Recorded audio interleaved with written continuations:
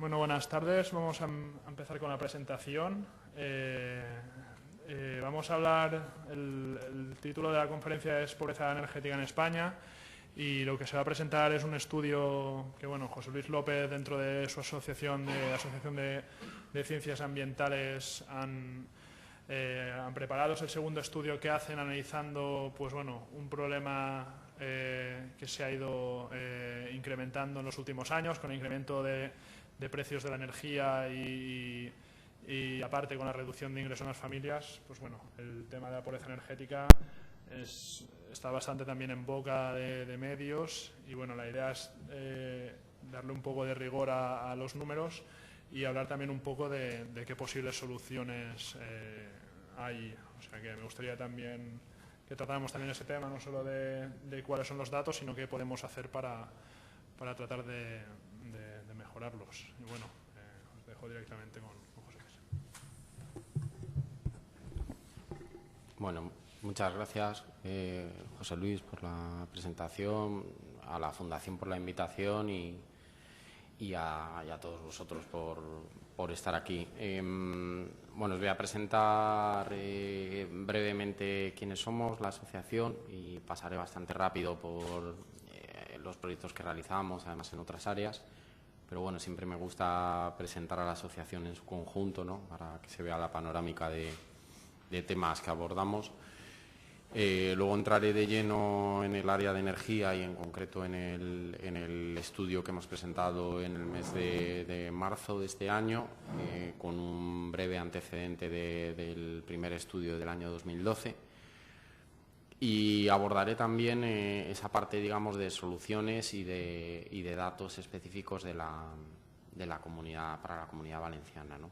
En concreto, las fuentes estadísticas que se han utilizado para realizar el estudio permiten, pues, obtener resultados hasta nivel de comunidad autónoma. A nivel ya provincial, pues no, el propio INE, el Instituto Nacional de Estadística, indica que no se pueden sacar datos o resultados fiables.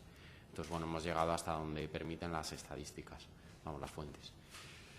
Y nada, finalmente comentaré también un poco la estrategia de comunicación brevemente que hemos realizado para dar luz a esta problemática y al primer estudio, y que seguimos y continuamos con el segundo.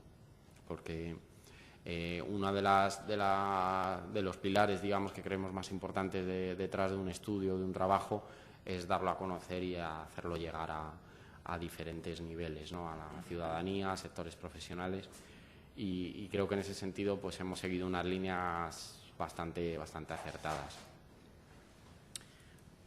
Bueno, mínimamente la asociación nace en el año 97 en un entorno universitario y, bueno, poco a poco y con el paso de los años pasa de ser una iniciativa de estudiantes a una asociación de carácter, pues, profesional, ¿no?, de profesionales y técnicos que quieren o que tenemos, digamos, la motivación de resolver problemas ambientales.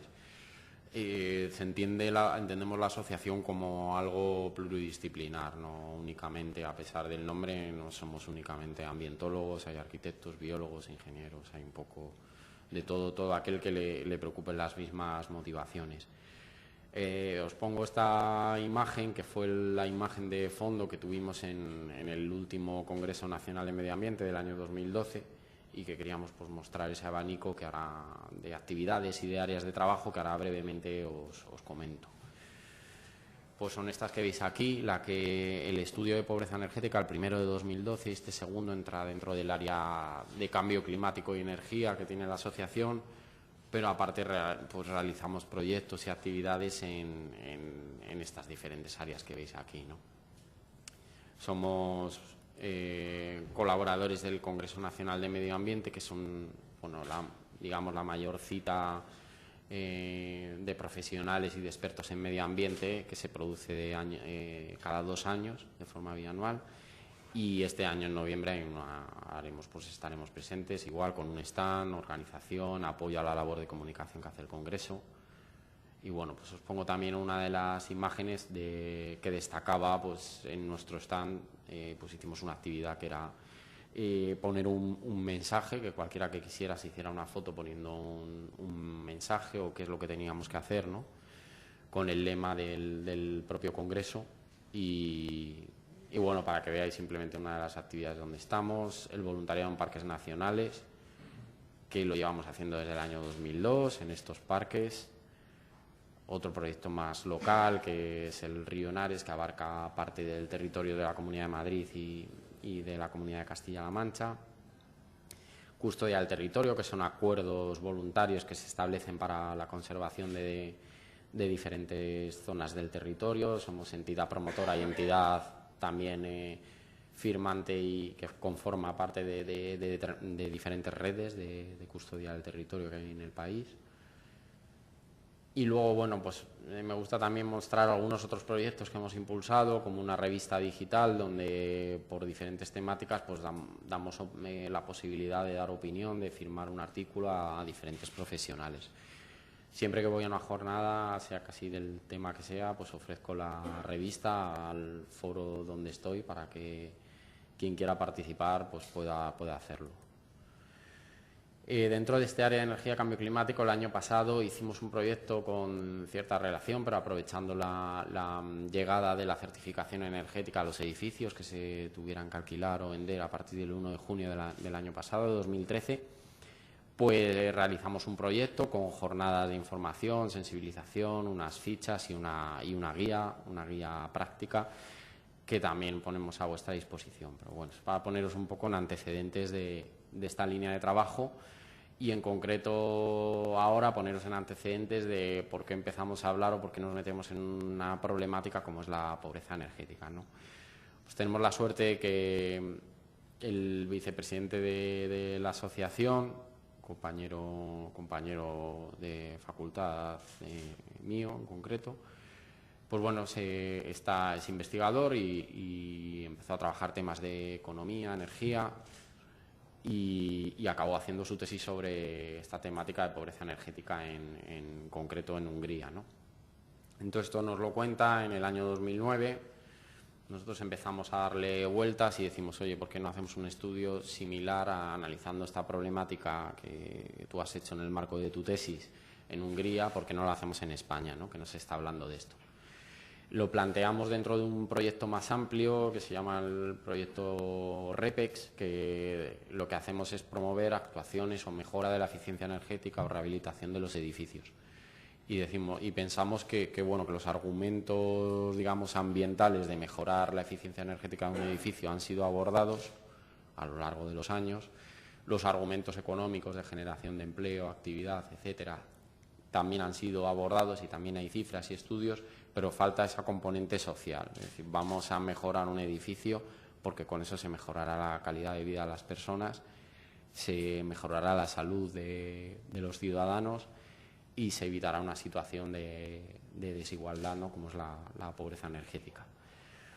Planteamos ese proyecto, lo llevamos a cabo adelante y bueno, pues en marzo de 2012 presentamos el primer estudio. Como precedente, pues hacemos una serie de campañas como el Día de Lucha contra la Pobreza Energética en España, que luego comentaré un poco más al final.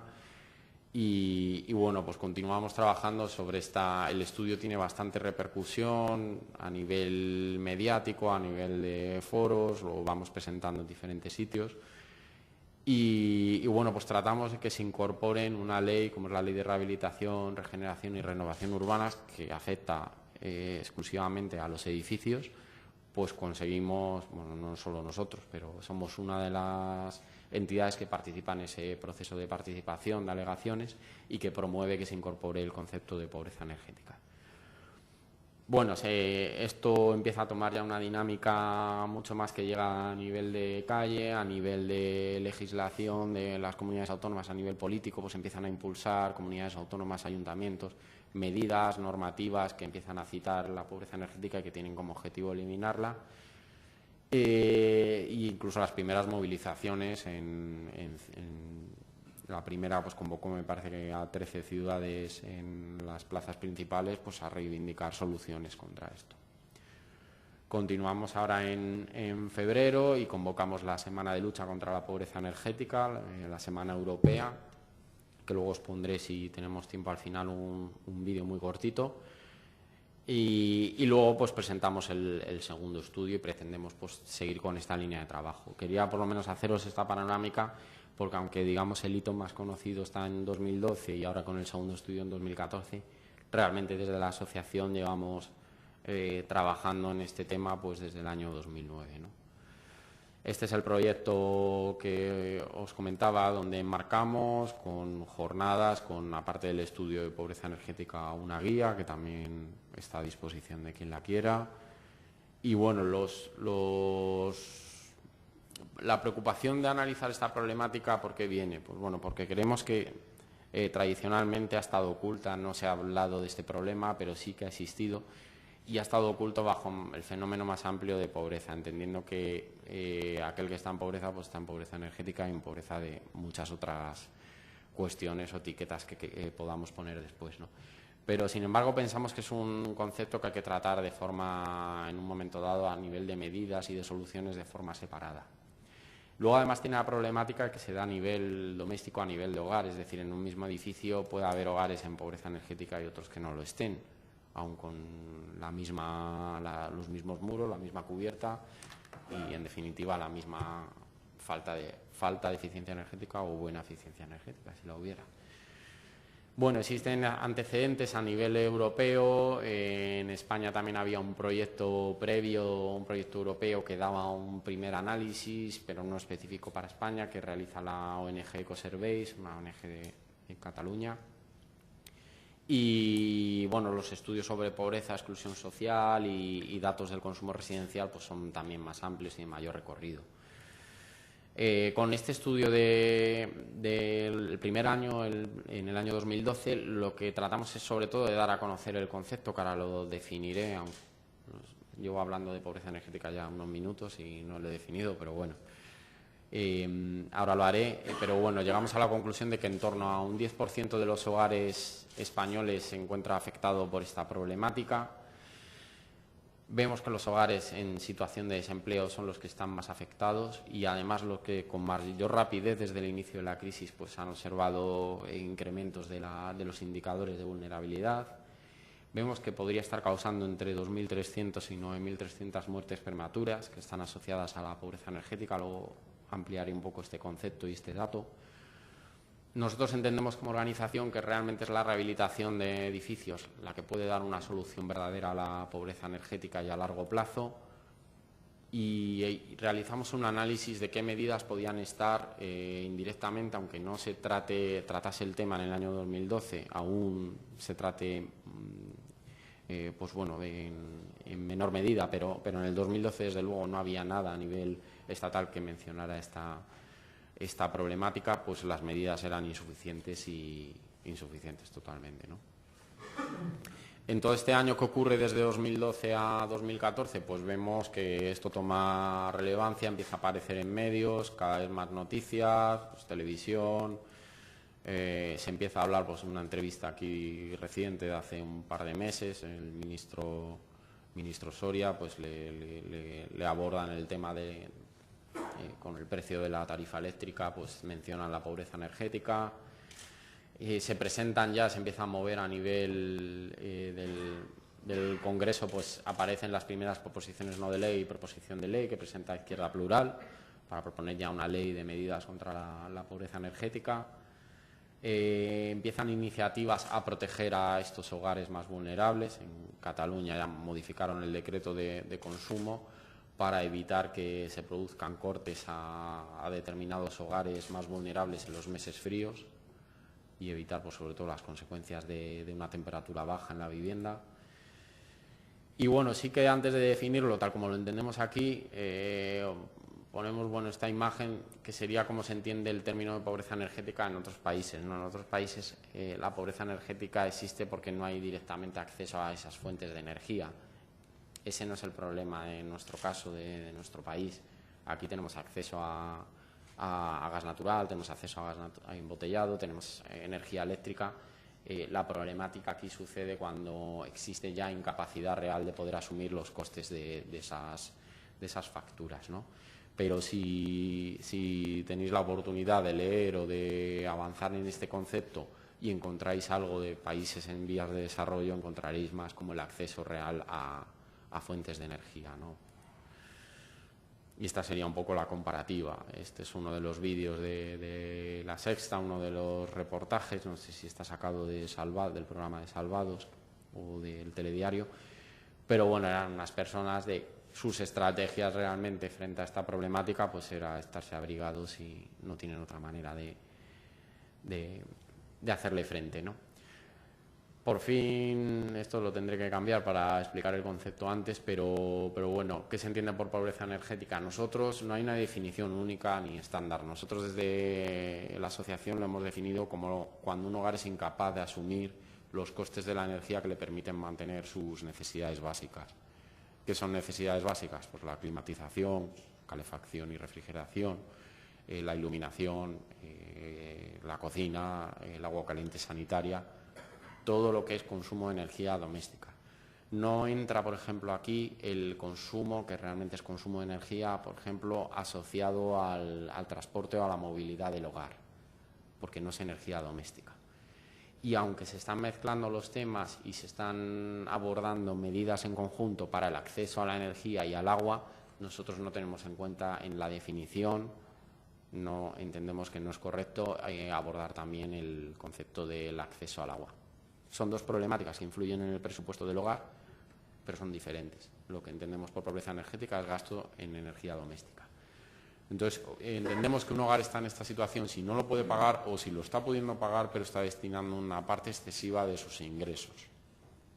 El concepto va evolucionando. Bueno, como indicaba, no hay una definición única y realmente estaríamos hablando más bien de tender a un concepto que gire más de llamar que un hogar está en pobreza energética a que un hogar está en vulnerabilidad energética, ¿no? ¿Cuáles son los antecedentes de esto? Pues básicamente el país realmente pionero en todas estas temáticas es Reino Unido. Reino Unido en el año 1991 ya establece una definición a través de Brenda Borman, una investigadora que lo define como la incapacidad de obtener una cantidad adecuada de servicios de la energía por un 10% de los ingresos del hogar. El Reino Unido, que es pionero en esta materia, en el análisis de esta materia y en el establecimiento de estrategias de lucha, recientemente también redefinió este concepto, con lo cual incluso el país pionero pues está también estudiando nuevas fórmulas para definir qué se entiende por pobreza energética. Investigadores de referencia pues muestran diferentes, ahí veis un poco que hacen mención a la ineficiencia energética, a los bajos ingresos del hogar. Veréis que se menciona mucho la cuestión de, sobre todo, calefacción y calentar el hogar, porque el concepto viene de Reino Unido, de zonas de Europa más frías, con inviernos y con temperaturas más severas durante todo el año. Y entonces el porcentaje, digamos, de gasto que representa la climatización en el hogar es muy alto. En España, con estudio del IDAE del análisis del consumo energético del sector residencial del año 2011, como media es aproximadamente el 50% del consumo que tenemos, ¿no? Climatización, calefacción más refrigeración. Lógicamente no es lo mismo los usos que se pueden hacer aquí, por ejemplo, en Castellón, que los que haga un hogar de Soria, que eran muy diferentes. Este es un poco la tendencia, tender a analizar más, a definir más que como pobreza energética, como vulnerabilidad. ¿Por qué? Porque realmente son esos tres componentes que me he pasado, realmente deberíamos volver aquí a la gráfica, y son tres factores los que conforman que un hogar pueda estar o no en pobreza energética. Por un lado, la renta de ese hogar o los ingresos que tenga. Por otro lado, los precios de la energía, luz, gas o los medios que utilice para proveerse de las necesidades básicas de energía. Y por otro lado, la calidad de esa vivienda o la eficiencia energética de ese edificio, ¿no? Realmente, si un hogar tuviera unas condiciones muy buenas o muy óptimas en cualquiera de esas tres componentes, no sería tan vulnerable a la pobreza energética. Es decir, si yo soy un hogar donde mis ingresos son muy altos, por mucho que suba la energía o que mi edificio demande para yo tener unas condiciones de confort, pagaré esa energía, y no me preocupará mucho este tema, ¿no? Si los precios de la energía fueran muy bajos pasaría un poco lo mismo, es decir, si todo el mundo lo puede pagar, si pagáramos 5 euros al mes por tener la calefacción, la cocina, la luz todo el día puesta, a nadie le preocuparía esto. Y si tuviéramos una vivienda muy eficiente en todos los términos, sobre todo en términos de aislamiento, equipos, instalaciones, probablemente estaríamos muy seguros frente a esas fluctuaciones de precio o frente a una situación económica del hogar peor. Entonces, perdona que haya vuelto a este esquema. Entonces, bueno, ¿qué ocurre? Que podemos, a mí me gusta más tender ya ese concepto de vulnerabilidad. ¿Por qué? Porque esas tres condiciones pueden ir, la eficiencia energética puede ser lo más estable, los precios de la energía han ido al alza en los últimos años y se prevé que continuarán al alza, y la renta del hogar pues depende, pero en una situación como la actual de crisis económica pues muchos hogares han visto disminuidos sus ingresos considerablemente. Pero aun considerando que los tres factores fueran estables, puede ocurrir o pueden venir situaciones que no teníamos contempladas, ¿no? Por eso ponemos ahí necesidades, prácticas sociales, reconocimiento. Puede ocurrir que una persona del hogar tenga o enferme o se genere una necesidad nueva de tener un aparato conectado, un aparato eléctrico las 24 horas del día para atender a esa persona. Puede ocurrir que un hogar que tenía el reconocimiento de determinada prestación o el reconocimiento de determinada ayuda lo pierda porque cambie una normativa y a priori pues su trabajo sigue siendo el mismo, sus ingresos siguen siendo lo mismo, la vivienda es la misma y los precios, pongámonos en el caso que hubieran mantenido estables. Entonces realmente lo que hay que ver es qué porcentaje de hogares se encuentran en una situación de vulnerabilidad que les pudiera hacer caer en una situación de pobreza energética ya digamos más grave ante un posible cambio de este tipo, ¿no?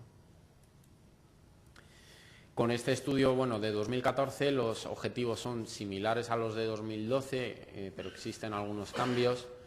Analizamos alguna cuestión nueva, en concreto, por ejemplo, las diferencias que existen entre zonas densamente pobladas y zonas menos pobladas, entendiéndose por zonas urbanas o zonas rurales. También hacemos un análisis más pormenorizado de las comunidades autónomas. Volvemos a revisar, digamos, las medidas que existen para paliar o para mitigar la pobreza energética y extendemos un poco más las recomendaciones o hacia dónde debe ir el país para solucionar esta problemática, ¿no? Bueno, esta es una gráfica que muestra cómo la línea, digamos, que marca pues, la disponibilidad de ingresos o los ingresos medios del hogar, que es la línea azul, se encuentra prácticamente en 2012 en los mismos niveles que 2006. Sin embargo, la que muestra los gastos en energía del hogar, entendiendo como línea base, como el punto de origen, el dato de 2006, pues ha incrementado casi un 50%. Es decir, el hogar tiene prácticamente la misma disponibilidad de ingresos, el hogar medio, en 2006 que en 2012, pero en 2012 se gasta un 50% más en energía, ¿no? Esto, pues se ve refutado con una serie de datos de diferentes estudios europeos que muestran pues un poco el nivel de vulnerabilidad creciente que tiene el país en estos años de la crisis. Bueno, ahí veis un poco las cifras, ¿no? El máximo en 2008, con una media de 24.000, casi 24.500, y en 2012 22.143, casi se aproxima al 100%, ¿no? Al año base, que es 2006. Y ahí veis un poco la relación de gastos en energía, la media, pasar de 900 a 1.200. ¿Qué utilizamos nosotros para este análisis? Pues fuentes estadísticas que están disponibles. También ha habido parte de los datos que los hicimos bajo petición y compra al Instituto Nacional de Estadística, pero muchos de ellos están disponibles de forma libre para quien los quiera utilizar. Son dos encuestas principales, la encuesta de presupuestos familiares y la encuesta de condiciones de vida. Las diferencias principales que la encuesta de presupuestos familiares lo que hacemos es tomar los ingresos que declara ese hogar que tiene respecto a los gastos que declara en términos anuales en todas las facturas de la energía, ¿no? Sea luz, gas, se contabilizan todas. ¿Qué es la parte buena? Pues que da datos objetivos, es decir, es un cociente entre energía, lo que me gasto en energía y lo que tengo de ingresos en ese año. Desventajas, pues que bueno, no la podemos, por ejemplo, comparar con otros países de la Unión Europea porque no se trata de una encuesta armonizada. La encuesta de condiciones de vida sí que se trata de una encuesta armonizada, con lo cual sí que nos permite hacer comparaciones entre diferentes países, pero tiene la pega de que se trata de respuestas del hogar. Al hogar se le pregunta, ¿es usted capaz de mantener la vivienda a una temperatura adecuada en invierno? Y el encuestado dice sí o no. Y entendemos que hay diferencias también entre incluso las personas que viven a lo mejor en una región templada no tienen la misma percepción entre las semanas de frío que el que vive ya en una zona de interior con inviernos largos y severos, ¿no? Entonces, cada una tiene sus pegas, sus ventajas y sus inconvenientes, ¿no? Siempre lo que nombre aquí en las diapositivas como enfoque basado en percepciones y declaraciones del hogar es la parte subjetiva, lo de la encuesta de condiciones de vida, ¿no? Y básicamente tomamos 3 de las respuestas que hace el hogar. Si es capaz o no de mantener su vivienda a una temperatura adecuada, si tiene presencia de goteras, humedades o podredumbre en su vivienda y si tiene retrasos en el pago de los recibos. ¿Por qué? Pues porque los 3 pueden ser indicadores de una situación de pobreza energética. Bueno, y antes de esto hago un inciso. Realmente utilizamos estas fuentes y esta metodología porque son las que están estandarizadas o se han utilizado ya previamente en otros países a nivel europeo, pero realmente España no tiene una fuente estadística específica para analizar la pobreza energética, con lo cual hemos tenido que buscar indicadores. Habría una tercera metodología, aparte de estas 2, basada en datos objetivos y subjetivos, que sería la de medición de temperaturas, que sería también bastante adecuada tenerla, pero claro, eso exigiría que en la muestra de esos aproximadamente 24.000 hogares que se encuestan, pues tuviéramos medidores de temperatura. Entonces, bueno, eso de momento pues no es posible.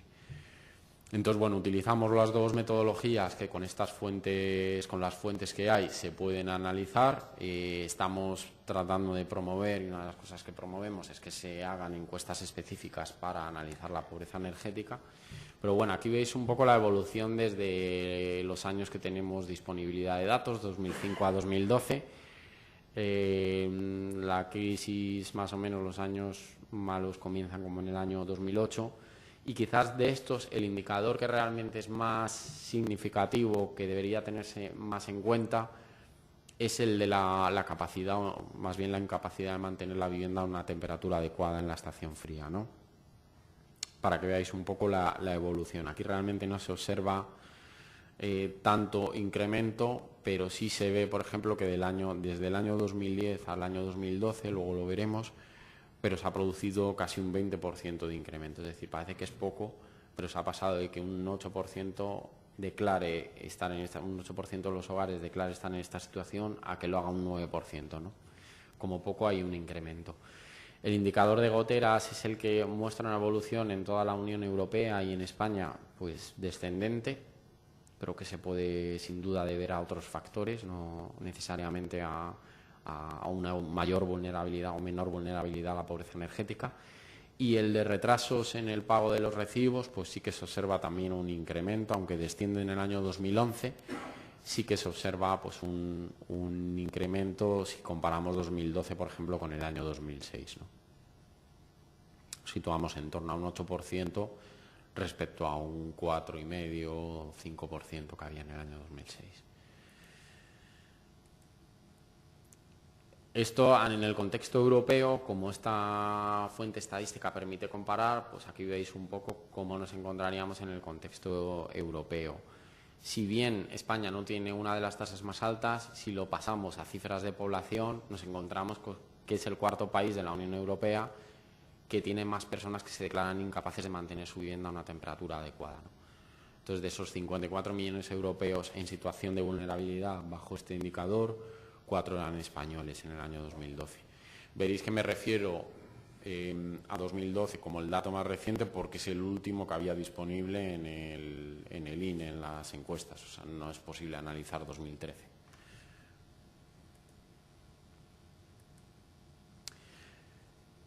Este es el otro enfoque, el enfoque objetivo, es decir, lo que se gasta el hogar en energía frente a los ingresos que tiene.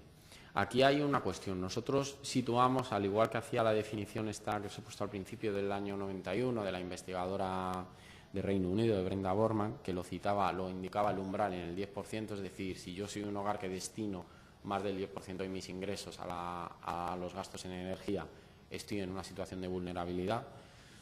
Nosotros hemos tomado esa frontera también en el 10% y explico por qué. Primero, básicamente por una cuestión. El hogar medio español, en la serie estadística que hemos trabajado, destina alrededor de un 5%. Es decir, hemos tomado como que aquel hogar que destina más del doble de la media de sus ingresos al pago de las facturas de la energía se encontraría en esta situación de vulnerabilidad. Y luego también, bueno, lo pusimos en ese criterio del 10% un poco por homogeneizar con el criterio de referencia de Reino Unido, que era el que tenía más largo recorrido. Si bien, como indicaba antes, redefinieron el concepto hace año y medio y ahora un hogar en pobreza energética tiene una definición un poco más compleja, ¿no? Pero bueno, en cualquier caso, si situásemos esta gráfica la ponemos, ¿por qué? Porque si no tomásemos ese 10%, sino que tomásemos, por ejemplo, el 5%, tomásemos el 15% o el 20%, pues se establecerían diferentes umbrales o diferentes porcentajes de hogares afectados, ¿no?, por esta situación de vulnerabilidad. Entonces, bueno, lo que mostramos con esto, si cogemos, por ejemplo, el año 2012, la barra más pequeña, la de color marrón, sería si dijésemos aquel hogar que destine más de un 20% de sus ingresos es el que está en situación de vulnerabilidad. Bueno, pues ahí nos encontraríamos con alrededor de un 3%, ¿no?, de hogares únicamente. Si ya nos vamos al 15%, algo intermedio, pues estaríamos hablando de una situación que supera ya el 5%, en torno a un 6-7% de hogares en esta situación. Situándolo donde lo hemos puesto nosotros, que es en el 10%, hemos llegado a que está en torno al 17% de los hogares, ya una cifra considerable. Y si fuésemos, bueno, pues menos conservadores y dijéramos, bueno, todo aquel que destine más de un 5%, que es más o menos la media de lo que destina el hogar medio, digamos, español, si destinas más que la media, estaríamos hablando ya de que cerca de la mitad de la población estaría en vulnerabilidad, ¿no? Entonces, bueno, este concepto, este umbral, probablemente, y nosotros mismos, en posteriores estudios, pues lo redefinamos, lo repensemos, lo crucemos con otras variables, como por ejemplo pueden ser los ingresos del hogar. No será lo mismo que un hogar que tiene unos ingresos de 100.000 euros destine un 10% a la energía, porque sigue disponiendo de 90.000, que un hogar de 12.000 euros de ingresos netos pague 1.200, ¿no? Tiene menor... la renta, digamos, que le queda para gastar o para otros usos va a ser inferior. Aquí mezclamos un poco los dos indicadores, tanto el subjetivo como el objetivo, y tanto en términos de hogares como de número de personas o de habitantes afectados.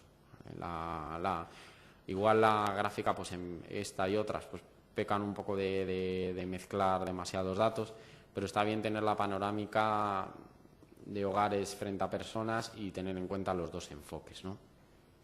Entonces, bueno, en las barras son datos de personas, las líneas muestran datos de hogares. ¿Por qué hablamos de hogares y de personas? Pues bueno, como indicaba antes, el fenómeno se produce a escala de hogar. Y segundo, los datos que se proporcionan en las encuestas abordan todo a nivel de hogar. Luego hay una conversión en función de lo que representa cada hogar, tiene un factor, digamos, de elevación que te permite trasladarlo a número de personas, pero los datos te hacen trabajar con número de hogares, ¿no? Entonces, bueno, aquí observamos los datos principales. Alrededor del 17% de los hogares están destinando en el año 2012 más de un 10% de sus ingresos al pago de la energía, y el 9% se declaran incapaces de mantener su vivienda a una temperatura adecuada, y traducido en número de personas, bajo el primer indicador hablaríamos de más de 7 millones de personas y bajo el segundo, los incapaces, digamos, de mantener su vivienda a una temperatura adecuada en invierno, más de 4 millones de personas. Como poco, si bien no me quedaría ni con un intermedio ni con una de las dos cifras únicamente, sí me quedaría con los datos y con la evolución. Este estudio lo hemos hecho, el de 2014, y por eso lleva el subtítulo de análisis de tendencias, para ver esta evolución en los últimos años. Y la evolución, creo que a la vista de la gráfica la podéis ver bastante clara, quitando digamos, una pequeña vaguada que hace el año 2011 en uno de los indicadores. En el otro indicador, por ejemplo, en el porcentaje de ingresos que está destinando los hogares al pago de la energía, se ve un incremento clarísimo desde el inicio de la crisis. Y en número de personas ocurre lo mismo, ¿no? Ahí tenéis los datos principales. El incremento en tan solo 2 años en el primer indicador es de un 34%. Y en el otro caso es un 19%, casi un 20%. Bueno, hemos utilizado también algunos datos que existían, que se han realizado únicamente en el año 2007 y en el año 2012, que son unos módulos específicos que, junto a la encuesta de condiciones de vida, el INE pues decide realizar cada año, ¿no? Y en el año 2007 y 2012 ha realizado un módulo específico para condiciones de la vivienda relacionados también con temas de energía. Entonces, bueno, este es el indicador, es decir, aquí se pregunta al hogar si él es capaz de mantener su vivienda a una temperatura suficientemente cálida en invierno. La pregunta es un poquito diferente. No lo hemos tomado como un indicador de pobreza energética, pero sí que hemos hecho algún análisis para ver por lo menos la evolución entre estos 5 años, ¿no? Como veis, que son las columnas de color morado, también se muestra una evolución ascendente en los 5 años, pero no lo tomamos como indicador porque realmente la pregunta de mantener la temperatura suficientemente cálida se puede entender como una condición ya de confort y no como una necesidad básica, como sí es la otra pregunta, ¿no? La de la temperatura adecuada. Pero bueno, hemos querido trabajarlo. Y de igual forma pregunta también por la condición del verano, es decir, ¿es usted capaz de mantener la vivienda a una temperatura suficientemente fresca en verano? Nos ocurre exactamente lo mismo. Existe aún cierto debate sobre si mantener la vivienda a una temperatura fresca en verano es una condición básica o se considera pues cierto lujo. Probablemente en las zonas más cálidas del país pues me digan que de lujo nada. Pero claro, en otras zonas aún se entiende, y además esto entended, como explicaba al principio, que todo viene con el sesgo de que el concepto se viene trabajando en el centro y norte de Europa. Entonces hay cierta tendencia a dar mayor importancia al tema de calefacción y al invierno que al calor. Y no se ponen tampoco en la problemática que podemos tener en países del sur de Europa o de clima mediterráneo, como España, Italia o Grecia, que podemos tener una realidad diferente. Bueno, esta gráfica es compleja, pero tampoco quiero liar. Básicamente lo que pone divide en una caja, cruza los dos enfoques y lo cruza por comunidades autónomas. Básicamente, donde veis las dos líneas negras, marca ese 17% que indicaba antes de hogares que destinan más del 10% de sus ingresos y ese 9% que se declaran incapaces. Pues los que veis en el cuadrante superior derecho, entre ellos Murcia, Castilla-La Mancha, Andalucía, Cataluña y Extremadura, serían aquellas comunidades autónomas que se encuentran en una situación de vulnerabilidad, es decir, que tienen porcentajes altos en los dos enfoques. Con lo cual estaríamos hablando quizás de las comunidades autónomas que están teniendo mayor problemática en los dos indicadores analizados, que son muy distintos, como habéis visto. En los otros cuadrantes, bueno, en el cuadrante contrario, pues veríamos las comunidades autónomas a priori, por lo menos, no sé si menos vulnerables, pero sí menos vulnerables que la media nacional, ¿no? Entre ellas, bueno, la que veis como VA es la Comunidad Valenciana. Pero bueno, esto lo quisimos hacer porque queríamos de forma visual mezclar también los dos indicadores y bueno, fue una incorporación al estudio de última hora, casi del último día, pero bueno, que era interesante. La cuestión, esto aquí hemos reflejado una variación que se ha producido en el primer indicador, en el de gastos, con respecto entre el año 2007 y 2012. No sé muy bien, no sé si en la pantalla se aprecia algo mejor, pero bueno, todas las comunidades autónomas tienen incrementos. Es decir, todas las comunidades autónomas de 2007 a 2012 han incrementado el porcentaje de hogares que destinan más del 10% de sus ingresos. Con lo cual, pues bueno, confirma esa tendencia ascendente desde el inicio de la crisis. Esta sería un poco la evolución 2007-2012 por comunidad autónoma. Y ahí tenéis señalada la evolución en el caso de la Comunidad Valenciana, que ha habido un fuerte incremento, ¿no? Se ha pasado del 4% a un 13% en 5 años. Y este es el otro enfoque, el enfoque de lo que responde el hogar y la pregunta en concreto de ¿es usted capaz de mantener la vivienda a una temperatura adecuada? Aquí ha habido pues diferencias, veis que hay algunas comunidades autónomas en las que ha bajado, digamos, del 2007 al 2012 esta percepción. Bueno, como cuestión, ya digo que también es diferente al ser la declaración que hace el hogar. Pero bueno, vemos ahí que de todas maneras las bajadas son pequeñas, ¿no? Menos el caso de Ceuta y Melilla, pero... Y esta sería un poco la evolución también. Por lo general se ha incrementado, pero luego veis comunidades autónomas como País Vasco, como La Rioja, que hay menos porcentaje de hogares que se declaran incapaces de mantener la vivienda a una temperatura adecuada. Y esta es un poco la evolución en la Comunidad Valenciana. Hemos puesto también este indicador de retrasos en el pago de las facturas. ¿Por qué? Porque bueno, la crisis sin duda está afectando y hay gente cada vez mayor número de hogares que se están viendo incapaces de hacer frente al recibo, ¿no? Que es lo que se está ya, digamos, entendiendo como pobreza energética a nivel sobre todo de los medios de comunicación. Entonces, como veis, la línea rosa más clara, la línea rosa más fuerte es el año 2012 y en la media nacional pues se pasa del 4 al 6%. En la Comunidad Valenciana pues también incrementa aproximadamente de un 5 hasta el 7%.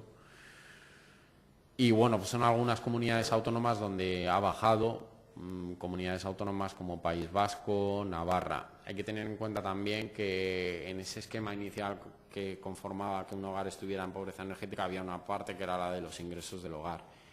Entonces hay comunidades autónomas que tienen un clima más severo en invierno y que tienen a priori una demanda energética superior, pero que por otro lado la renta media de los hogares, la renta per cápita es superior, con lo cual les hace a un mayor número de hogares ser capaces de hacer frente, ¿no? Entonces, comunidades donde se junten hogares con menos ingresos, ineficiencia energética y los precios que suben para todos, y si ya son inviernos severos, pues peor aún, ¿no? Entonces, esa gráfica, que quizás debería haber mantenido una gráfica del anterior estudio, pero bueno, en estos mapas nos daba como dos tipos de pobreza energética en España. Una, la más clásica, que serían las comunidades de interior, sobre todo Castilla-La Mancha, Castilla y León, Aragón, comunidades autónomas donde los hogares de bajos ingresos y soportando, digamos, esa mayor severidad del invierno y esas condiciones climáticas más adversas, eran incapaces de mantener su vivienda a una temperatura adecuada o destinaban un porcentaje muy alto de sus ingresos. Y luego detectamos otro tipo de pobreza energética en regiones como Andalucía o los dos archipiélagos, también Galicia. Ese tipo de pobreza energética se daba sobre todo bajo el otro indicador subjetivo, es decir, había mayor porcentaje de hogares que se declaraban incapaces de mantener su vivienda a una temperatura adecuada. ¿Por qué ocurre esto? Porque hay menos semanas, hay menos días de severidad, de frío en término anual, con lo cual ese hogar no se gasta en término anual mucho en energía, pero las semanas que hay de frío no tiene una vivienda con un aislamiento adecuado, no tiene una vivienda con unos sistemas de calefacción eficientes y tiene a lo mejor sistemas de calefacción pues portátiles, eléctricos, que son los más ineficientes, los que más gastan y que no se pueden permitir poner.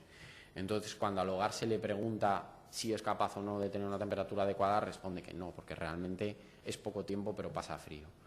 Luego veréis que esto tiene consecuencias sobre la salud y que, paradójicamente, en estas regiones aparentemente más templadas es donde realmente las muertes por pobreza energética, las muertes prematuras, son más elevadas que en las regiones frías.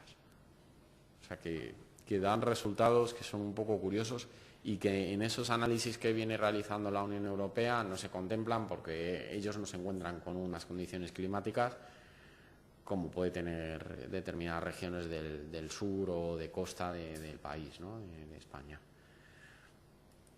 No sé dónde me había quedado. Aquí, atrás.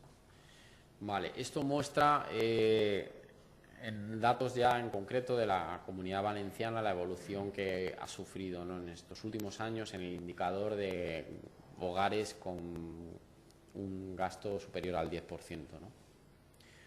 Como veis, ha producido un incremento hasta situarse en el 13% en el año 2012, que está por debajo de ese 17% de la media, ¿no?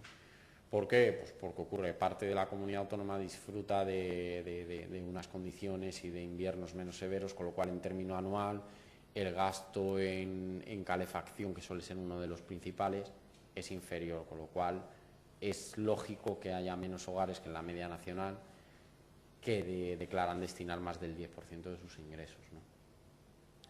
Sin embargo, nos vamos al otro indicador y aunque también se encuentra por debajo de la media en el año 2012, si veis en el año 2008, 2009, 2010, prácticamente existe un solapamiento con la media nacional, es decir, ahí ya está más cercano y hay un porcentaje de hogares que se encuentra declarándose incapaz de mantener su vivienda a una temperatura adecuada en invierno, similar a ese 9% que alcanzaba la media nacional, en concreto es el 7%, ¿no? Más o menos, donde se queda la Comunidad Valenciana.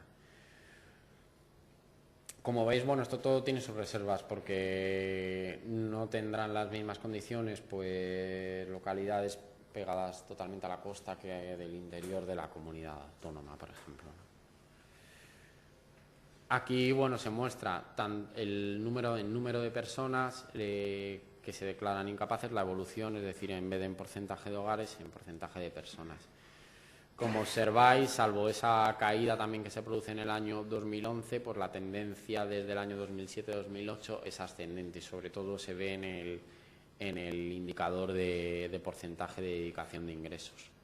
Es decir, a pesar de ser una comunidad autónoma donde haya una menor demanda, por ejemplo, en calefacción en invierno, la tendencia observada es igual de ascendente, sigue la misma línea bajo ese indicador que la media nacional, ¿no? Y bueno, este sería un poco dato resumen que os he ido comentando, pero en concreto para la comunidad autónoma. En porcentaje, digamos, de personas afectadas, pues bueno, haciendo esa extrapolación en función de los porcentajes, de esos 7,4 millones de personas destinando más del 10% de sus ingresos en 2012, hemos hecho una estimación que en torno a más de medio millón se encontrarían en la Comunidad Valenciana, y de esos 4,2 millones que están declarándose incapaces de mantener la vivienda a una temperatura adecuada, pues por encima de 360.000, ¿no? Esto, bueno, ese análisis lo hemos incluido en el año 2000, en este estudio de 2014, con datos hasta 2012, y hemos hecho este análisis también para ver si existían diferencias entre zonas rurales y zonas urbanas. La categorización es en estas tres categorías, vamos, densamente pobladas, que sería lo asimilable a una zona urbana, densidad intermedia y luego zonas escasamente pobladas que bueno, determinaría más bien las zonas rurales. El porcentaje de población de esos 40 y tantos millones de ciudadanos, pues 20 estarían en las zonas urbanas, unos 11 en las zonas rurales, y a pesar de ello, como vemos, ese porcentaje de hogares o sea, el número, digamos, de personas que declaran, o sea, que están teniendo gastos por encima del 10%, no solo en términos relativos es más alto en las zonas rurales, sino también en términos absolutos, como veis. Hay 3 millones en zonas rurales que están destinando más de un 10%. Aquí puede haber diferentes factores, también porque quizás los ingresos de esas zonas rurales pueden ser menores que los de zonas urbanas, con lo cual a un mismo porcentaje de gasto en energía, un hogar con menos ingresos en zona rural, pues es más fácil que supere esa barrera del 10%, ¿no? Pero bueno, es significativo que no solo en términos relativos, sino incluso absolutos, hay más personas afectadas en zonas rurales que en zonas urbanas. En el otro indicador, que es la capacidad o incapacidad, En términos absolutos es superior, como veis, en las zonas pobladas, 1,8 millones. En las zonas urbanas, pero en términos relativos ese 1,5 respecto a 11 pues representa mucho más. Es decir, bajo los dos indicadores principales, las zonas rurales están viéndose más afectadas, ¿no?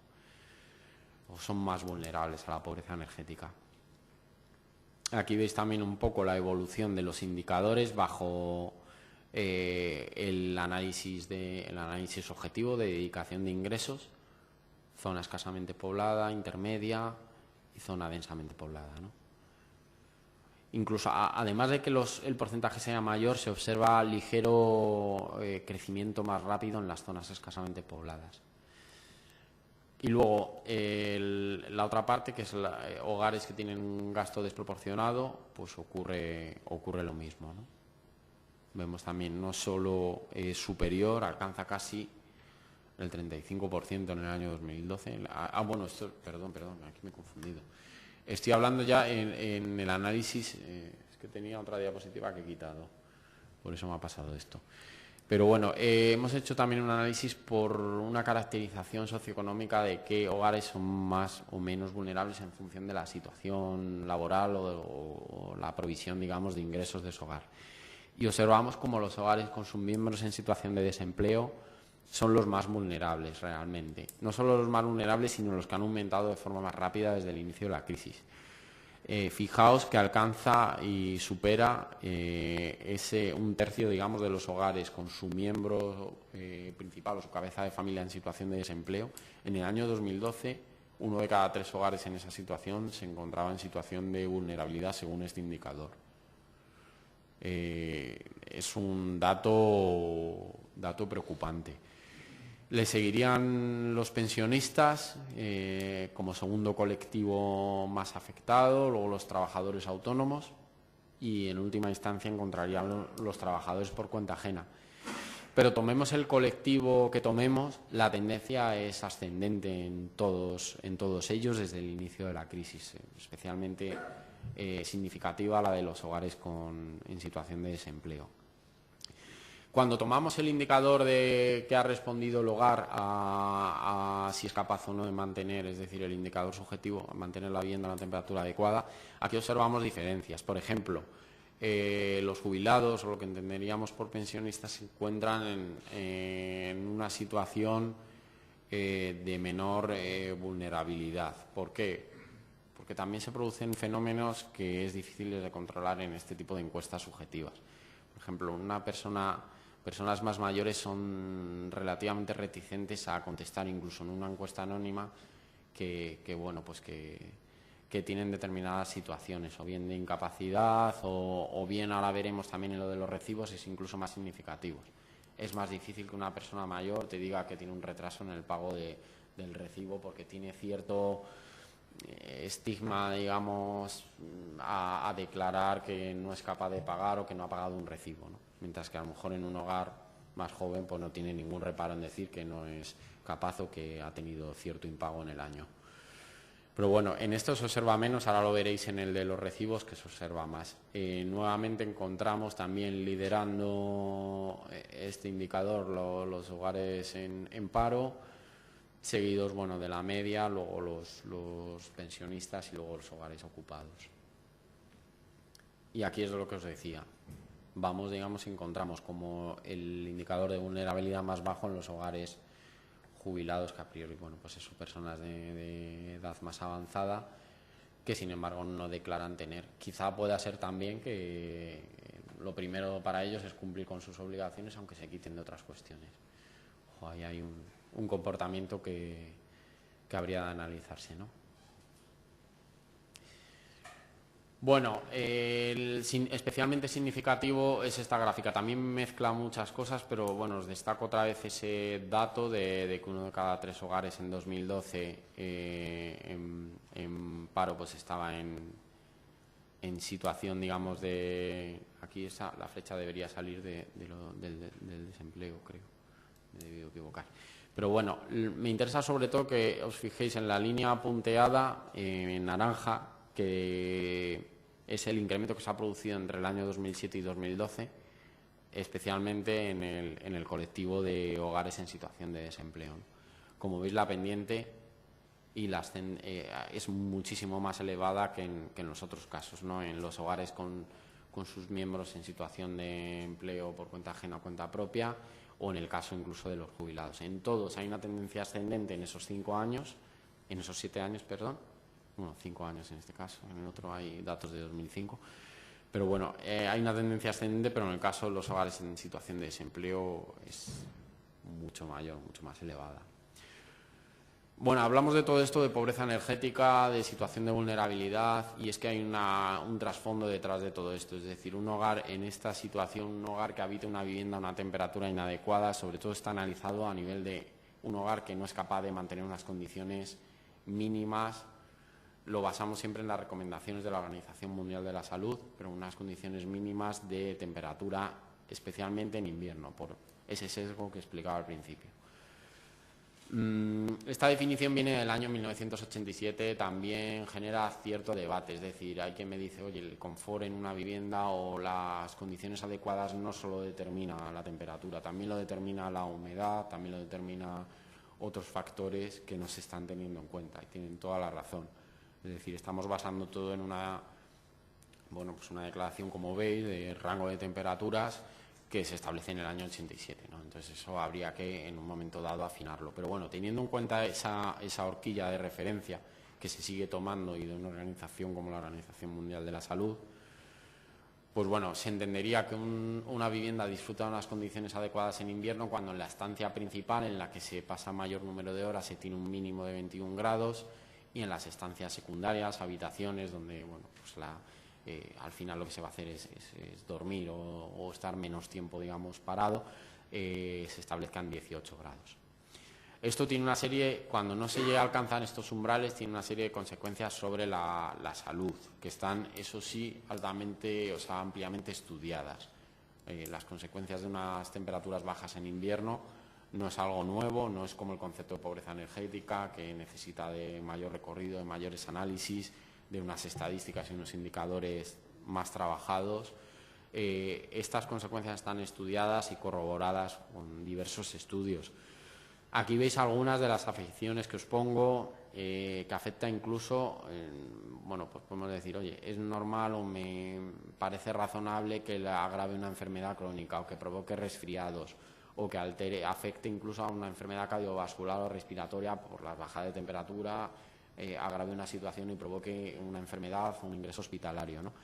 Pero quizás no somos tan conscientes de que en un adolescente que vive en una vivienda en estas condiciones, ese adolescente tiene que pasar la tarde en su casa, tiene que estudiar, tiene que hacer unos deberes, por ejemplo, y eso acaba afectando incluso a su rendimiento escolar, aparte a la salud mental, a la capacidad que tiene para situaciones adversas. O sea, tiene una serie de afecciones que incluso llegan a ese dilema, a un dilema en el que el hogar, ante unos bajos ingresos, tiene que decidir entre si pone o no calefacción o si reduce su dieta, ¿no? Cuando esto se produce incluso en la estación fría, en una situación, pongamos ya en un hogar, en una situación de vulnerabilidad grave, en la estación fría, que es cuando el organismo necesita incluso un mayor aporte de calorías, el tener ese dilema de comer o calentarse en la vivienda es más grave de lo que parece. Entonces, bueno, aquí veis incluso con rangos orientativos. Nos puede parecer también igual que lo de tener 6 grados en la vivienda en invierno es de otro país, ¿no? Han salido ya reportajes, no sé si alguno de los presentes habréis tenido oportunidad de ver, bueno, aparte de Salvados y tal, un programa, por ejemplo, de callejeros, del programa de 4, que visitaba diferentes hogares. Visitaba un hogar de una mujer en Móstoles, en Madrid, que no es tampoco una de las regiones más frías del país, pero bueno, es una zona de interior, es fría. Y la mujer tenía un termómetro en la pared y estaban a 8 grados. Estaba a 8 grados cuando estaban haciendo el reportaje, ¿no? O sea, que hablar de ese umbral de que por debajo de 6 grados hay un riesgo de hipotermia, esos 6 grados que nos parezca algo como muy lejano, no lo es. En la realidad, digamos, española. Luego, en determinadas regiones costará pensar en 6 grados, por ejemplo, pues aquí que se disfrutan de unas temperaturas más templadas durante todo el año.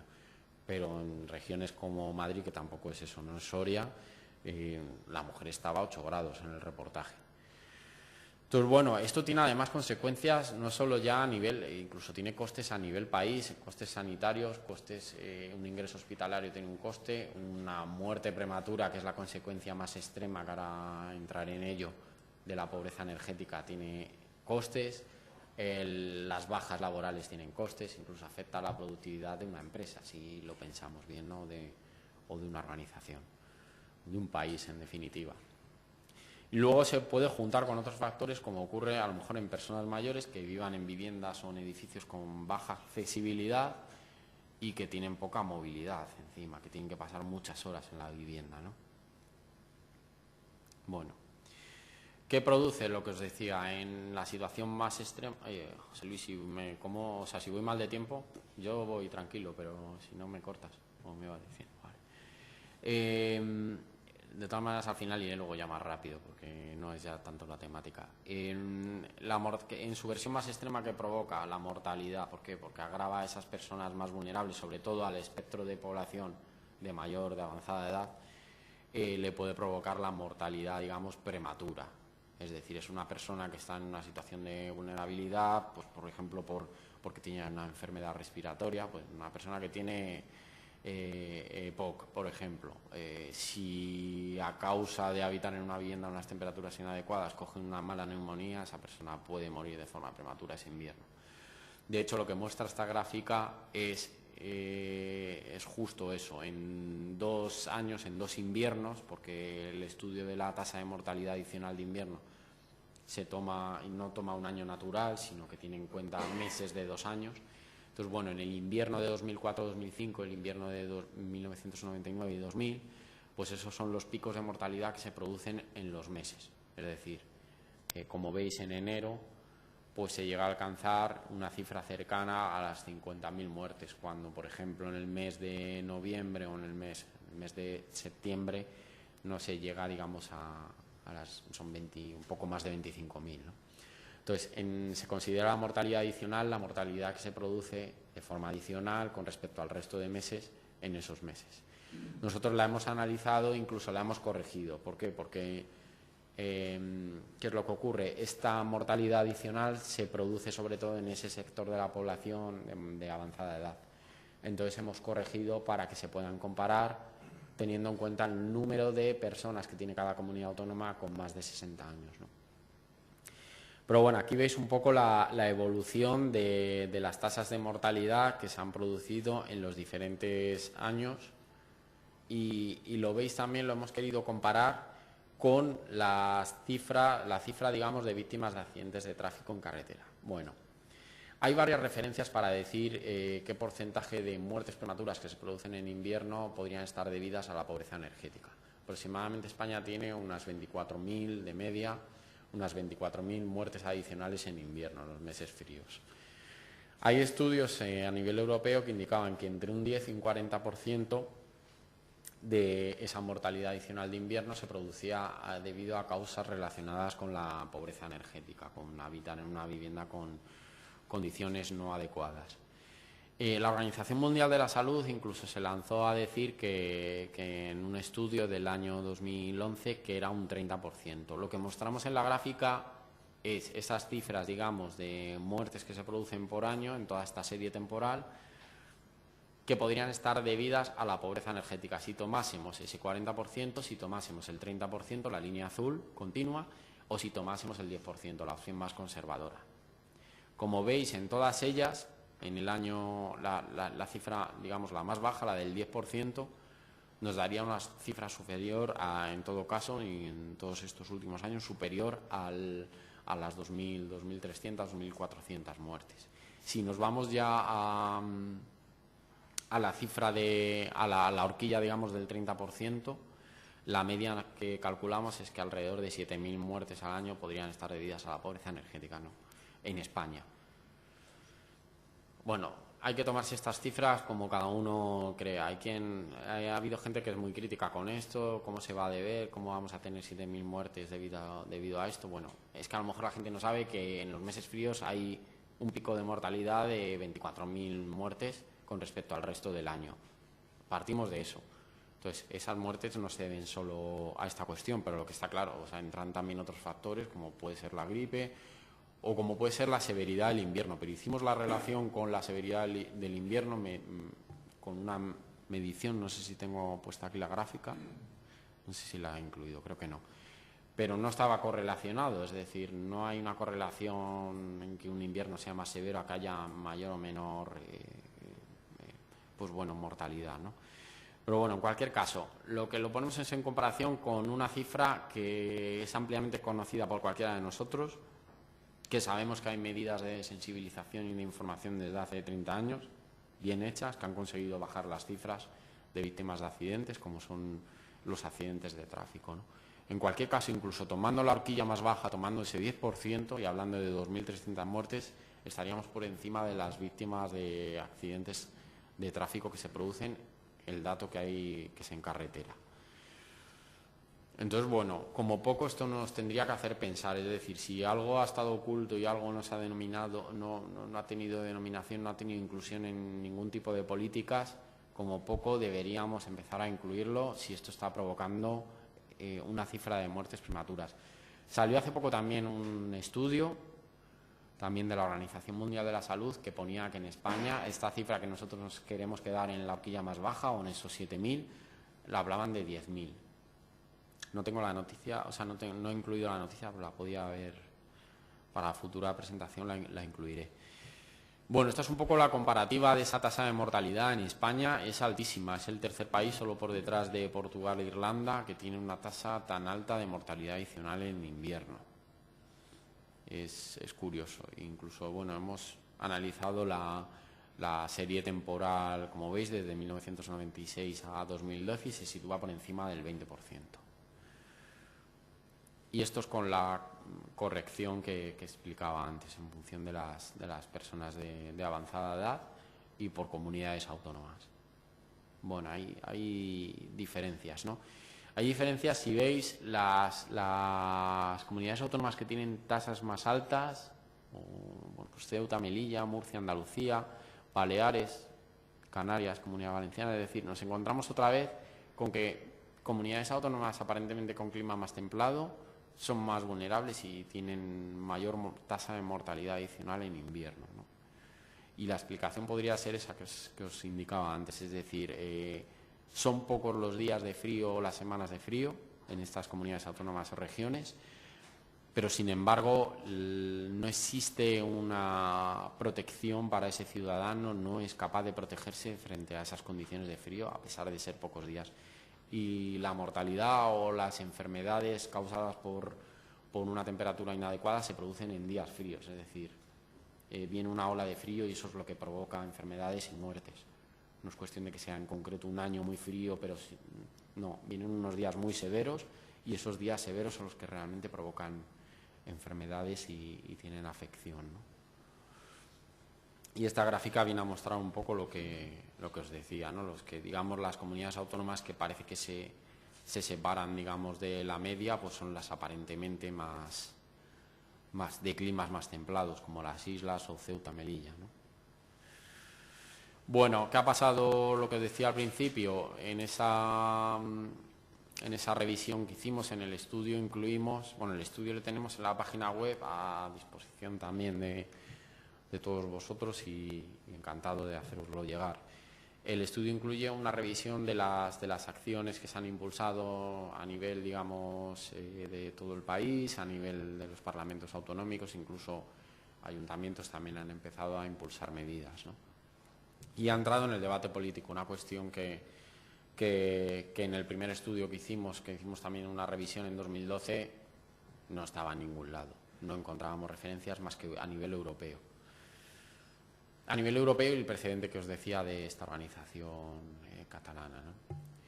Bueno, en esa revisión quisimos hacer una revisión también con las tres patas que conforman la pobreza energética, es decir, las que influyen en la renta del hogar, las que influyen en la eficiencia energética y las que influyen en el precio de las facturas, ¿no? Las que influyen en el precio de las facturas, únicamente la única medida que existe es el bono social. Bueno, esto tiene ahora un análisis un poco más a fondo, pero el bono social es una congelación, digamos, de la tarifa a precios de 2009 del precio, digamos, del kilovatio, que únicamente se aplica a la electricidad y que tiene 4 supuestos bajo los que se puede ser beneficiario de ese bono. Realmente en su día, pues no, al principio no significaba mucho, pero es verdad que como los precios siguen incrementándose, pues a día de hoy alguien que se beneficie del bono social puede estar, en algunos casos, pues teniendo como un descuento, por decirlo de alguna manera, en torno a un 25%, ¿no? O sea que sí puede ser algo significativo a día de hoy.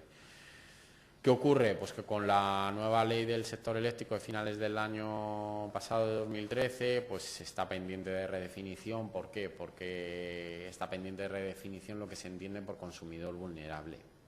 Entendemos que es lo más aproximado a definir qué sería un hogar vulnerable a esta situación también de pobreza energética, ¿no? Entonces, queremos que se defina bien y que realmente este tipo de medidas que hacen un poco de paliativo al hogar y que le permiten asumir de forma un poco más cómoda el recibo, pues bueno, pues que se definan realmente para los hogares más vulnerables, no tal como está hecho a día de hoy. Luego, las medidas de eficiencia energética, realmente en estos 2 años, de 2012 a 2014, sí que ha habido un impulso, por lo menos una intención. La primera ley que os comentaba, que presentamos alegaciones, la Ley de Rehabilitación, Regeneración y Renovación Urbana, ha incorporado ya en varios artículos, por lo menos, la eliminación de la pobreza energética como un objetivo. Bien, por lo menos tenemos en un texto de algo que habla de mejorar los edificios que contemple ya una componente social, aparte de, bueno, pues la erradicación de infravivienda y todo esto, que eso sí que tiene más largo recorrido.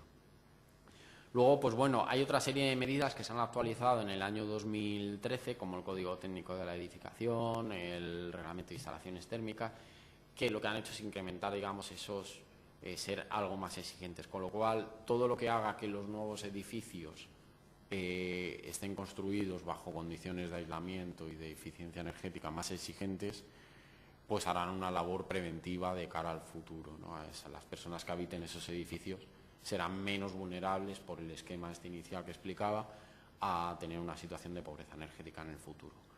¿Por qué? Porque arrastramos realmente vivir en edificios muy poco eficientes, ¿no? Y eso es una problemática de fondo.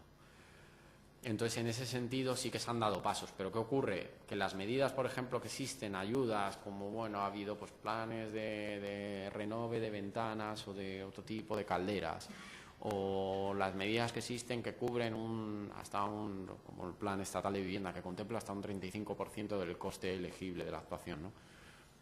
Pues lo que comentábamos aquí un poco al principio de la jornada, no es posible hablarle a un hogar en situación de vulnerabilidad elevada que tenga que asumir un 65% del coste de una actuación. Es que a lo mejor no se puede hablar ni que pueda asumir el 5%. Es decir, si no está pudiendo ya ni pagar el recibo de la luz, no me hables de pagar una derrama para pagar una rehabilitación de mi casa.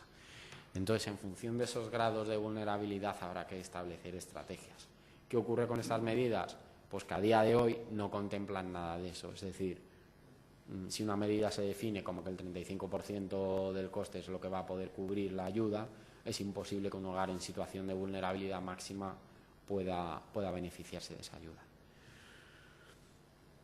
Y luego, pues por último, estarían las transferencias o lo que provee a los hogares en determinadas situaciones de una renta, ¿no? Como son ese plan Prepara, es decir, que es el plan que dota de esos 400 euros cuando se acaba la prestación de desempleo, las rentas mínimas de inserción, los colectivos más vulnerables o pensiones no contributivas. Pues bueno, esto vimos también haciendo un análisis, sus importes pues giran en torno a entre un poco más de 400 euros hasta con determinados complementos 600 euros. Un hogar en esa situación, a poco que tenga que asumir un alquiler, una hipoteca y tenga que comer y moverse y determinados gastos más que existen en una vivienda, pues no le va realmente a dar una solución a una situación de vulnerabilidad. Con lo cual, seguimos viendo, al igual que en 2012, a pesar de existir avances, una serie de medidas insuficientes. ¿Por qué el bono social? Hemos hecho un análisis, bueno, se ve bien este cuadro lo tenéis ampliado en el estudio, pero hicimos un análisis de los 4 supuestos. Ahora que está en proceso de redefinición, que tienen que aprobar un reglamento que diga qué se entiende por consumidor vulnerable y cuándo se va a conceder el bono social, pues vimos que claramente dos de las medidas, las que veis con un lápiz en rojo, se tienen que redefinir. ¿Por qué? Porque hay una de ellas que es por el hecho de tener una potencia contratada inferior a 3 kilovatios, se beneficia del bono social. Hay viviendas vacías que lo que hace la gente que las tiene vacías. Bueno, ahora lo vemos. Hay que solicitarlo, ¿eh? No se aplica automáticamente.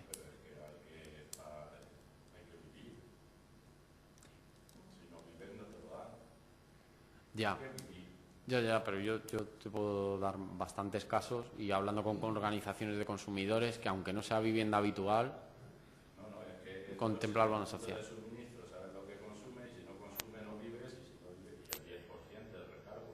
Ya, sí, los requisitos que veis en todo caso deben cumplir, veis la primera columna, que es lo que está indicando que sí, lo que le digo que en este caso tiene que ser la vivienda habitual, en todo caso, para ser beneficiario del bono, en cualquiera de los supuestos. Pero le digo, y le puedo asegurar, que existen muchas viviendas vacías que tienen contratado el mínimo para mantener la luz, para cuando asisten a ello, para cuando si están vendiendo una casa o lo que sea, y que tienen el bono social. Y esto dicho por organizaciones de consumidores. No lo sé si Iberdrola duerme. Hay más eléctricas y más compañías aparte de Iberdrola. Ya. Bueno, yo le podría decir y además lo conozco de primera mano. En cualquier caso, aunque uno tenga la potencia mínima contratada, no significa que se trate de un hogar en situación de vulnerabilidad. Que ahí es lo que... Claro, para mí eso es uno de los supuestos que habría que redefinirse. El otro que habría que redefinirse, por supuesto, es el de familias numerosas. O sea, una familia numerosa se beneficia del bono social. O sea, una familia que puede tener ingresos de 200.000 euros porque tiene ingresos muy elevados, tiene 5 hijos y tiene el bono social. Entonces, bueno, entendemos que eso se tiene que redefinir. Los otros dos supuestos que hablan de pensionistas con cuantías mínimas y de familias con todos sus miembros en situación de desempleo, pues entendemos que son supuestos más que razonables, ¿no? para poder conceder esta cuestión. Pero bueno, está en proceso de redefinición y lo que nos da miedo es que o bien de momento se está manteniendo de forma transitoria tal como estaba definido, o bien se redefina y no se cruce con cuestiones, por ejemplo, como la renta en el caso de las familias numerosas, ¿no? ¿No está limitado por consumo? A día de hoy no.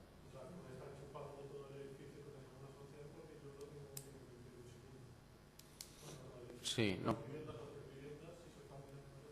no cruzan con consumo. Sí, la idea, o sea, la tendencia va a ser esa. Va. Los locales sí que tienen un límite y a partir de un límite de potencia tiene una penalización. No sabía si tiene bonos. No, a nivel doméstico no. Es que ahora se está fomentando el contrato. Bueno, ahora ya con el cambio. Entonces ahí van a cortar ese supuesto. Y van a condicionar esa práctica que para ello, una vez detectada, eso podría correr el tema de un contador, una vivienda, se acota el. Sí, pero yo puedo pasarle la maqueta al vecino, por eso te estoy diciendo. Que si yo tengo el bono social, si no se limita por un consumo, yo puedo pasarle la maqueta al vecino y el vecino hace su No, parte. porque el contador irá por vivienda. Sí, pero yo estoy pasándole la maqueta al vecino desde mi casa. Bueno, eso es. No sé si podría ocurrir, pero No, pero me refiero a eso, que yo entendía que debería haber un límite de consumo. a día de hoy no lo doy. De todas maneras, esto está en proceso continuo de cambio, porque Definir cómo va a afectar al bono social y qué supone que descuento, porque es decir, muchos de los supuestos a día de hoy que vemos en Cáritas, que es la comisión de vivienda en la que estamos y que tratamos el tema de suministros, estamos viendo que el descuento se produce únicamente en consumo, en costes fijos no sí, hay ningún tipo de. Entonces, es decir, es eso realmente lo que supone un coste más elevado del desglose de la factura. pues a día de hoy no, porque el fijo ha ido tomando más peso. Entonces, es decir, es un tema de, digamos, de cara a la galería, está vendiendo que puede afectar a un 25%, sí, pero que realmente la realidad, lo que afecta a la vulnerabilidad mayor o menor de las familias es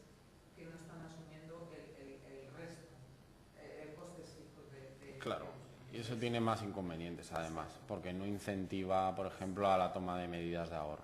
Es decir, si yo haciendo esfuerzos por ahorrar, al final en la factura apenas lo noto porque sigo pagando el fijo. Es otro de los problemas. Pero bueno, en cualquier caso lo hacemos como una llamada de atención para que se aproveche el momento de redefinición hacia unos supuestos diferentes.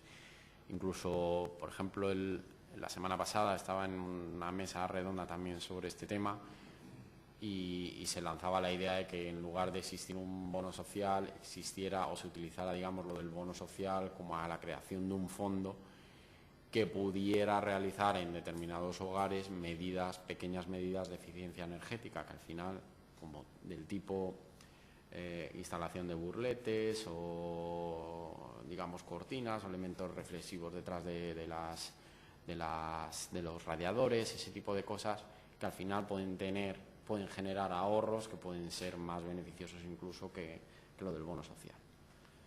Pero bueno, esas son ideas que van surgiendo y que es verdad que como poco habría que analizar, porque serían interesantes, ¿no?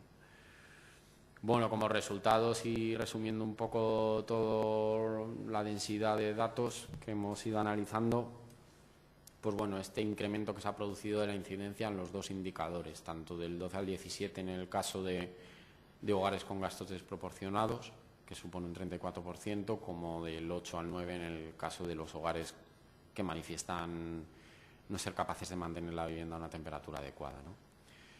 Encontramos las mismas diferencias que en el estudio anterior por comunidades autónomas, incluso pues habéis visto incrementos también que dan incluso más diferencias entre años. Las zonas rurales como más afectadas, los hogares en situación de desempleo en mayor vulnerabilidad, los impactos sobre la salud, ponemos esa cifra de 7.000 avalado con el estudio de la Organización Mundial de la Salud, y bueno, pues los efectos sobre la crisis al final sobre el bienestar de los hogares, ¿no? Es decir, la tendencia observada ya con todos estos años de recorrido desde 2007 a 2012 nos corrobora un poco lo analizado en el primer estudio, que solo teníamos la panorámica hasta 2010. ¿Qué recomendamos nosotros o qué soluciones? Realmente entendemos que esto requeriría que a nivel estatal se haga algún tipo de articulación, es decir, se están impulsando medidas a nivel de comunidades autónomas, a nivel de ayuntamientos, organizaciones sociales, ambientales que van tomando diferentes soluciones a corto, a medio plazo, más paliativas o más de otro tipo, pero realmente creo que se necesita. No sé si el instrumento tiene que ser un plan, tiene que ser una estrategia o tiene que ser cómo llamarlo, ¿no? Nosotros preferimos hablar de algo estratégico, pero que se argumente y que coordine a nivel estatal, que contemple medidas paliativas. ¿Por qué medidas paliativas? Porque no se puede dejar tampoco, aunque sepamos o apostemos por una solución de mayor eficiencia energética a la larga y que eso es lo que puede hacer al hogar ser menos vulnerable. La gente está pasando frío en invierno y está pasando una mala situación y está no pudiendo asumir los recibos en el presente, con lo cual hay que ayudar y hay que proveer de soluciones a esas personas. Hay un momento de oportunidad. Existen, por ejemplo, objetivos y fondos que van a priorizar hacia eso que llaman economía baja en carbono y que en principio van a ser fondos que se van a poder destinar a la eficiencia energética, que van a poder incluso articular a comunidades autónomas y ayuntamientos de forma casi directa desde la Unión Europea. Y eso es un momento de oportunidad bastante grande. De hecho, la Directiva de Eficiencia Energética del año 2012 obliga a todos los Estados miembros a hacer transposiciones paulatinas, ¿no? Y ahora, a fecha 30 de abril, los Estados miembros, entre ellos nosotros, claro, teníamos que presentar, que no sé en qué estado estará, me imagino que saldrá esto público en breve, tenía que presentar una estrategia para movilizar fondos para un plan de rehabilitación de su parque de edificios o su parque de viviendas, de mejora de la eficiencia energética. Y en esa estrategia podían contemplar que existieran obligaciones de eficiencia energética con fines sociales, es decir, que se pudieran destinar en concreto ayudas y medidas de eficiencia energética con fines sociales, entre ellos contemplada la pobreza energética. Entonces se abre ahí pues una oportunidad de que los propios, a nivel las administraciones autonómicas y locales puedan ser y utilizar estos fondos. Fondos que si no se utilizan se perderán, que es lo que tienen los fondos europeos. Sí. En este momento se supone que son propuestas de España a la Unión Europea que fundamenten esa estrategia, ¿no? Entiendo. Sí, tiene que habilitar una estrategia, es decir, aparte de tener una caracterización de su parque de viviendas, que también lo tenían exigido, es cómo a nivel país vamos a movilizar fondos y estratégicamente vamos a ser capaces de llevar a cabo esa estrategia de rehabilitación. Ya se ha presentado. Era el 30 de abril. El 30 de abril lo tenía que tener terminado los Estados miembros. Lo que pasa es que estará presentado de cara a Estado miembro Unión Europea. Vale, no sabemos si España lo ha solicitado en este momento. Yo, por la información que tengo, que es con gente de fomento, no sé, de industria, porque tienen los dos cosas que decir, pero con fomento sé que estaban trabajando en ello y que van en plazo. Y creo que en otras directivas la Unión Europea no ha sido más permisiva, pero en esta tienen a los Estados miembros llamada día tras día casi para ver si cumplen plazos.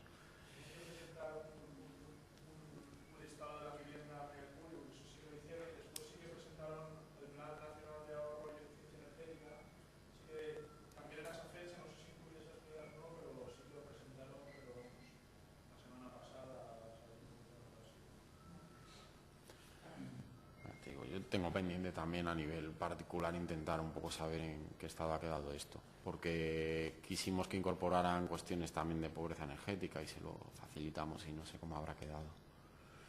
Pero bueno, también, bueno, pues al margen de eso, entre las recomendaciones, seguir explorando sistemas de medición, impulsar unas fuentes estadísticas que permitan analizar esta problemática de forma más exacta y más acertada, ¿no?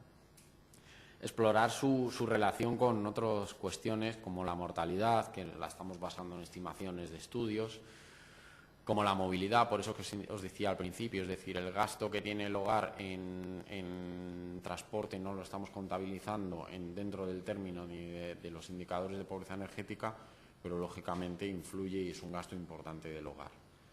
Y hay muchas familias que están ya teniendo también una exclusión, incluso para su propio trabajo y para su propia vida, por el tema de la movilidad.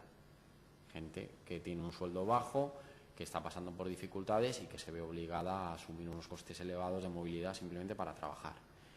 Entonces, eso existe y este mismo lunes también estábamos con un departamento de la Universidad Politécnica de Madrid, nos reunimos Sergio Tirado y yo con ellos, y había una persona que estaba trabajando justo en este tema, en la relación, en cómo relacionar una variable de consumo energético y de gastos en energía doméstica con las limitaciones y la exclusión de determinado porcentaje de población con el tema también de gasto en movilidad, ¿no?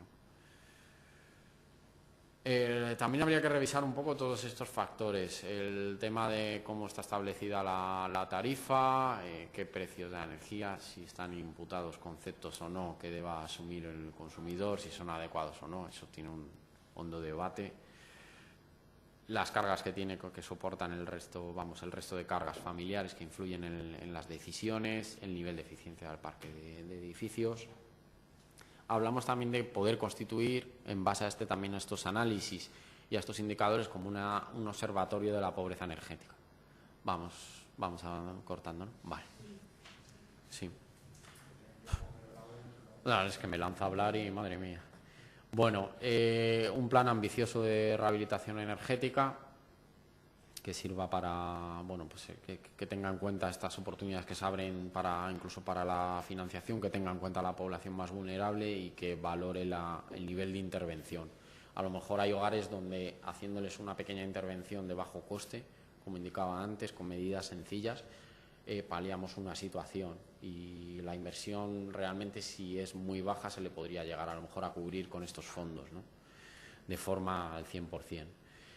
Bueno, redefinir ese concepto, bueno, lo tenéis aquí un poco las conclusiones, que básicamente es lo que os he ido contando. Creemos que la escala local tiene un gran potencial, creemos que hay que implicar a todos los actores y uno de ellos son las compañías energéticas, por mucho que haya colectivos que únicamente centren la ira en las facturas, pero ellos están también en parte de la resolución del problema y hay que contar con ellos, por supuesto con el consumidor y con la participación del ciudadano.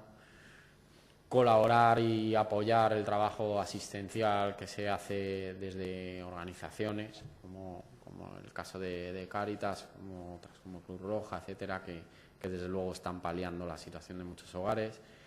Seguir difundiendo el término y establecer redes de trabajo y de colaboración, sobre todo a nivel europeo, ¿no? Y bueno, aquí lo que se había puesto un poco, que esto nada, simplemente las voy a pasar, pero era esa estrategia que hemos hecho pues con creación de materiales, de fichas, de vídeos, de artículos divulgativos para que esto llegara a muchos sectores, participando en congresos y en foros y allá en todos los sitios donde nos han llamado y donde nos ha sido posible acudir a contarlo. Las oportunidades que se nos han presentado con medios de comunicación, en La 2, en 24 horas, en el programa de Salvados no llegamos a ir, pero bueno, ahí estamos citados y se cita nuestro estudio, bueno, pues en prensa, las jornadas que organizamos también nosotros por nuestra parte. Las redes sociales también le damos una importancia muy grande, tenemos cierta repercusión bastante importante en las redes y incluso nos han permitido hacer campañas específicas para convocar a la gente en las redes sociales a hablar de determinado tema un día, entre ellos pobreza energética, ¿no? Y en el año 2012 conseguimos ser el tema más hablado de ese día durante unos minutos, tampoco mucho más, pero bueno, durante unos minutos fue tendencia el hashtag, la etiqueta de pobreza energética, ¿no? Y no Justin Bieber. Y bueno, esto es un poco muestra de eso. Y luego este año, pues lo más reciente que hicimos, os quería haber puesto un vídeo, pero lo tenéis también en el canal de YouTube de la asociación, está el vídeo, podéis ver todos, pero hicimos vídeos en muchos idiomas para convocar ahora con la semana, vamos, con las elecciones europeas, pues una semana europea de lucha contra la pobreza energética. Entonces, como la idea era difundirlo a más países y a más personas, bueno, pues hicimos vídeos en todos los idiomas oficiales del país, lo hicimos en lengua de signos, teníamos hasta en chino, bueno, ya nos fuimos, bueno, lo hicimos en coordinación con una academia y bueno, pues aprovechamos todas las oportunidades de los voluntarios. Y nada más, daros las gracias, perdonar un poco si ha sido alguna parte muy densa y bueno, pues, tenéis mi contacto y la presentación si la queréis, pues para vuestra disposición, claro. Nada más.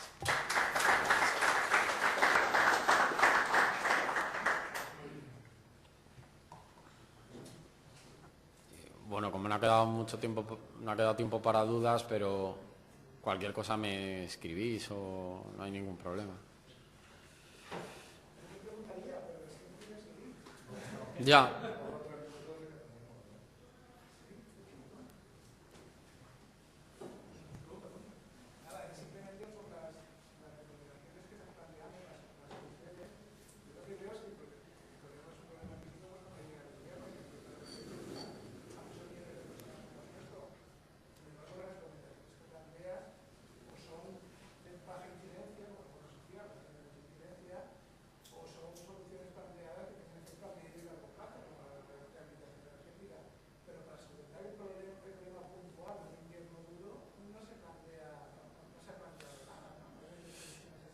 A ver, no hemos entrado a fondo. De hecho, la línea de trabajo que queremos hacer ahora es hacer una serie de grupos de trabajo y de talleres que ahonden en estrategias o sea, en elaborar un documento estratégico de aquí a un año con ese tipo de soluciones, además convocando a todos los sectores, desde quien provee soluciones de rehabilitación, a las compañías energéticas, a los consumidores, a ONGs asistenciales, ONGs ambientales. Queremos aunar a todos para conformar esa estrategia adecuadamente. En cualquier caso, sí que he puesto que combine medidas a corto plazo y a largo plazo. ¿Por qué? Porque si nos olvidamos del largo plazo, aunque no tenga un efecto inmediato, va a ser pan para hoy y hambre para mañana. En el largo plazo no hemos entrado, hay diferentes propuestas. Bueno, aparte de ayudar a determinados colectivos a que se les pueda o subvencionar parte de la factura, sea vía bono social o sea vía pago directo o una tarifa diferente para determinados colectivos. Existe la posibilidad de establecer una tregua invernal para impedir el corte de suministro, como han hecho en Cataluña, colectivos más vulnerables. Existen otras cuestiones, como están haciendo, la persona de Cáritas podrá decir con más detalle, pero sé que están realizando desde, por ejemplo, que utilicen instalaciones para recargas de determinados aparatos eléctricos para reducir el consumo, provisión de mantas, pero es que eso no soluciona el problema. Ahora bien, no se puede dejar a la gente enfermar ni morir en las casas. Entonces, es que no es un tema fácil. Y hablar de una tregua invernal o de perdonar los pagos de los recibos, pero es que al otro lado hay una compañía que es una empresa que tiene unas cuentas y que tiene unos accionistas. Nos gustará o no cómo funcionen, eso es otro tema y ahí no me voy a meter ahora. Pero es lo que hay. Ellos tienen que dar rendimiento, rentabilidad, y si ofrecen un servicio lo van a querer cobrar, lógicamente. Entonces la solución es que no es nada fácil. Por eso digo, entre las proposiciones que hubo, una proposición de ley de izquierda plural. La proposición de ley de izquierda plural era muy difícil de aprobar. De hecho, esa proposición de ley de izquierda plural, si izquierda plural gobernara y le presentaran, probablemente no la aprobaría. Porque una tregua invernal, sí, pero ¿quién paga esa? ¿Quién paga? ¿No? Entonces hay una serie de mecanismos detrás que por eso es necesario contar con las compañías. Y está muy bien que haya determinadas cosas de cómo está fijados los precios de la energía que no nos gusten, o de la factura, o de si primas a renovables sí o no, de costes de capacidad, yo qué sé, hay 1000 factores a analizar. Pero ni se puede poner a que el enemigo es uno, porque el enemigo, lo que entienden mucha gente como enemigo, que pueden ser las compañías, están ahí y también están teniendo ellos, como dentro de su plan de empresa, están teniendo impagos. Y creo que eso no les será tampoco agradable, y están teniendo una imagen también social que tienen que trasladar. O sea que es que no es nada fácil. Es que el decreto de Cataluña, que puede ser pionero, que modificó esta cuestión para proteger e impedir el corte de suministro con informes de los servicios sociales de la Generalitat, tiene una de críticas brutales, y además no está bien establecido cómo se va a trabajar con esa tregua invernal. Es decir, cuando llega marzo, ¿qué ocurre con lo que esos hogares que no han pagado? Es que no es nada fácil. Por eso queremos trabajar en ello más tiempo, porque